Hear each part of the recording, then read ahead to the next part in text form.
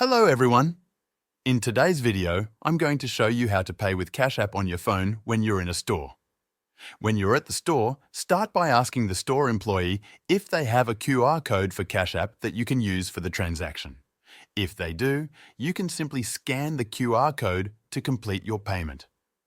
Alternatively, if the store doesn't have a QR code, ask for their Cash App cash tag. This way, you can manually enter their cash tag in the app to make the payment.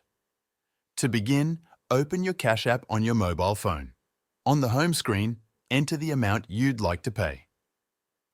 Next, click on Pay and enter the store's cash tag or any details the store employee provides, then click Pay again to complete the transaction. If the store does have a QR code, go to the home screen on your Cash App and tap the scanner icon in the top left corner of your screen. Click on it to open the scanner and then scan the QR code provided by the store. After scanning, type in your cash PIN to confirm the purchase and that's it! You've successfully paid with Cash App in store. If this video helped you out, feel free to buy me a coffee using the link in the description. This will support the channel so I can keep making more videos like this.